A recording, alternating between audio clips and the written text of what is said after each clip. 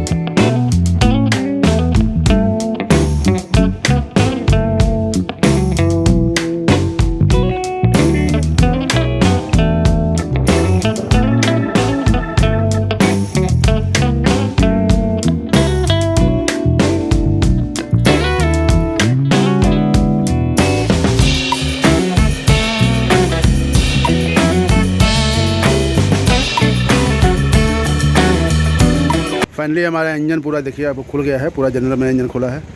और इसमें हमारा जो एक्चुअली प्रॉब्लम थी धुएँ की थी, तो यहाँ पे देखिए हेड है, तो हेड में हमारा जो आपका वाल होता है, वाल गाइड होता है, ये सब पूरा इसमें चेंज होगा। यहाँ पे गाइड, टाइमिंग चैन पूरा ये चेंज होगा आपका। और ब्लॉक आपका बोर होगा, इसमें आपका पिस्टन आपका होता है, तो पिस्टन इसमें जो आपका मेड़ा लगेगा और ये पिस्टन हमारा जो है चेंज होगा। इसमें काफ़ी सामान होते हैं। और हमारा जो है दूसरा चीज़ हमारा जो है इधर अभी हमको पल्ले पूरे अलग करने हैं। और यहाँ पे क्रैंक आपका होता है, और ये क्रैंक जो है हमारा बनवाना जरूरी होता है, क्योंकि अगर इसको नहीं बनवाएंगे तो जैसा आपको बताते हैं कि पिस्टन आपका जल्दी कट जाएगा। और यहाँ पे आपका जो है क्लच है, आपका क्लच प्लेट होगा, क्लच सेंटर, और ये आपका जो हमारा हब होता है टूट भी गया है खोलते समय। तो काफ़ी चीज़ें हैं, पूरा कंप्लीट इंजन इसका बनाना है। फाइनली अब इसमें जो है पूरा काम होगा खराद का, हमारा जितना रिपेयरिंग काम होता है वो सब होगा। उसके बाद न्यू सामान डाल के पूरा संभल करेंगे। कोशिश करेंगे वीडियो अगर बनाएंगे तो वो लोग भी आप लोगों को वीडियो मिलेगा। और मेरी जानकारी, मेरा काम अच्छा लगे, चैनल को लाइक सब्सक्राइब जरूर करिएगा। आप सभी को जय श्री राम।